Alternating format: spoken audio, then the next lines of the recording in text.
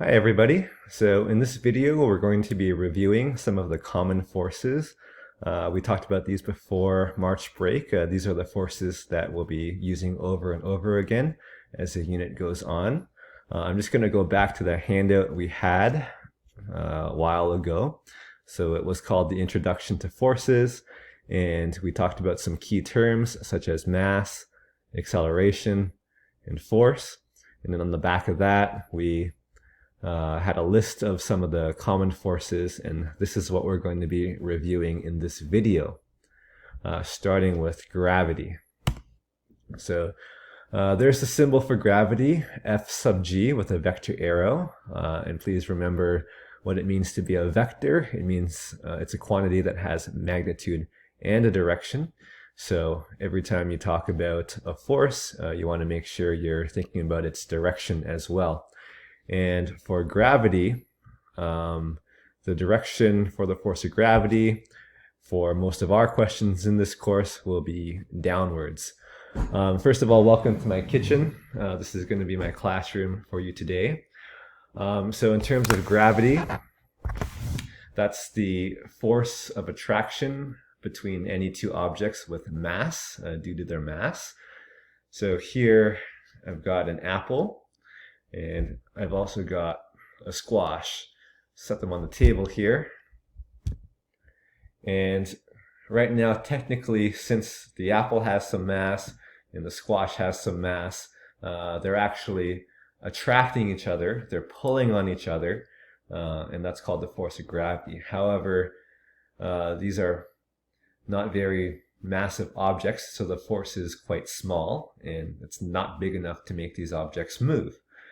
However, what we will talk about is the force of gravity between the Earth, which is underneath me, and any other object.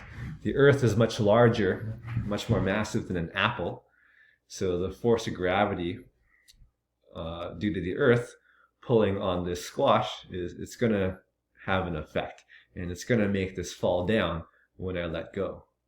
All right, and I'll just make sure I catch it so that I don't splatter it all over the kitchen floor. My wife would not be very happy about that. So what you need to know about gravity is that it's a force that will act on anything with mass, and for our purposes, the force of gravity is always going to point downwards, thinking about the Earth pulling things downwards. So the next force to talk about is the normal force, F sub n. And just to remind you, the normal force is a force from a surface pushing on an object, and it's always going to be perpendicular to that surface. So I'll take the apple again. So right now the apple is on a surface, just my desk here, and so there's a force of gravity going down, pulling down on the apple. But now there's also a force upwards on the apple, because the table is pushing it upwards, and we're going to call that the normal force. And the direction is upwards, but another way to say upwards in this case is that it's perpendicular to the surface of the table. Perpendicular doesn't always mean up, because sometimes the surface will be on a slant. So for example, got a baking sheet here, and if I just prop it up a little, some books I'm reading. So if I prop up this baking sheet, and now I put the apple on it. Okay, so now the apple is on this slanted surface. There's still a force of gravity on the apple. The force of gravity is still directly downwards, pointing straight down towards the floor, towards the Earth. But this time the normal force is not up, actually. It's not up. The normal force is actually going to point 90 degrees to this baking sheet.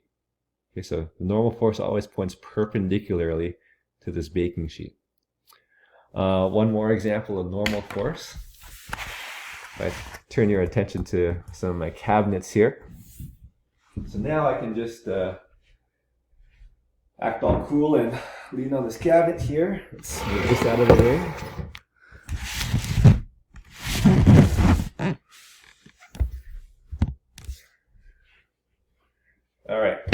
can be leaning on this cabinet here, and now there's actually two normal forces acting on me. There's one normal force from the floor that's pushing upwards on my feet, but now I've got another surface here, the cabinet, another surface applying a force on me, and the direction would be perpendicular to the surface, so that would be into the room.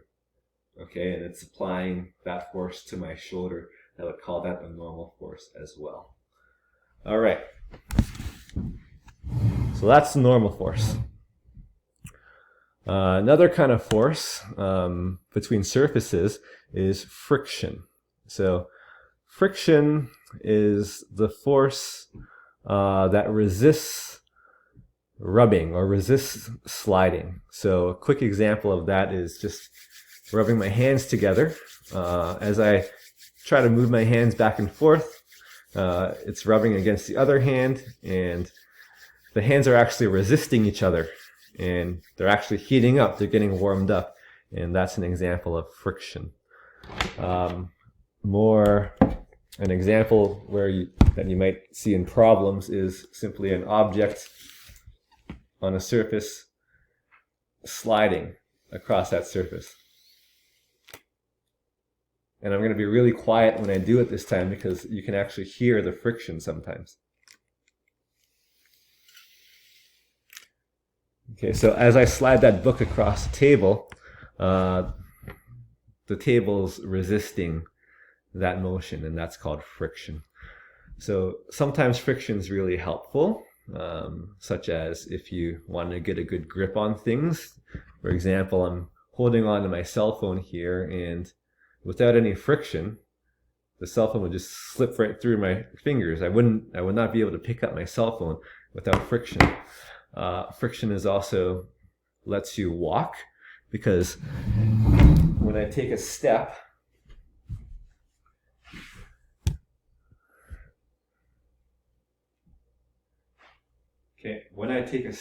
forward, the only way I can make myself go forward is actually by pushing back on my back leg. And as my foot tries to push backwards against the floor, friction resists that and applies a force forward on my foot, which gets transferred through my body and lets my body go forward.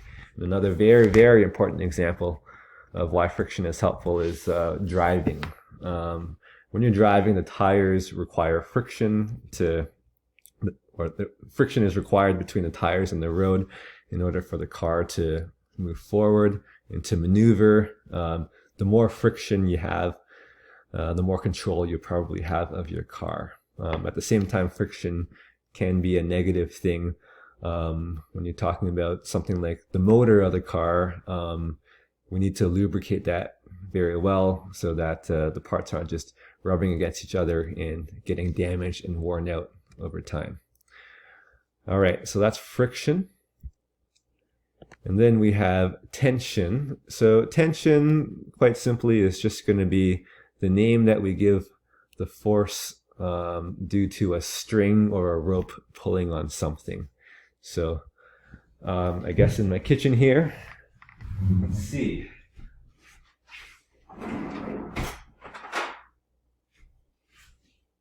So I've just got some kitchen twine here, and just a simple example.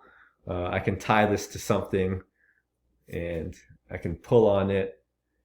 And when it's a string pulling on something, we're just going to call that force tension. The direction of that force will be in the same direction that the string is pointing. All right, and finally, we have applied force, F sub A. And applied force is just going to be the name that I give any force that doesn't already have a name for it. Okay, so if it's not gravity, not normal, not friction, and not tension, I'm just going to be calling it applied force this year. There are other forces with specific names, like there's the magnetic force. There's electric forces. You may know that like charges repel and opposite charges attract. There's also elastic forces from springs and from a rubber band, but I'm actually going to save all of those for next year in grade 12. And for this year, Just call them all applied forces. But the main thing I'm going to call an applied force is like a person physically pushing something or physically pulling something with their hands. It doesn't fit any other names of the forces I talked about, so we'll just call that applied force as well. All right, so the next thing you're going to need to do is do a little quiz. Just post it on Google Classroom there just to check your understanding about the names of these forces. All right, I'll see you next video.